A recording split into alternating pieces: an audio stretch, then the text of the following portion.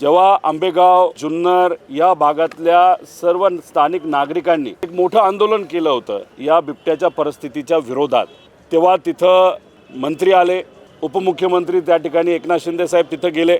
तिथं जे आंदोलन करत होते त्यांच्यावर वेगळ्या कलमाच्या अंतर्गत कारवाई झाली. पण दुर्दैव असं सर्व समाजाचे सर्व पार्टीचे लोक तिथं आंदोलन करत होते आणि तिथं एकनाथ शिंदे साहेब गेल्यानंतर त्यांनी सांगितलं की ठीक आहे, तुम्ही आंदोलन लोकांसाठी केलं, लोकांच्या हितासाठी केलं.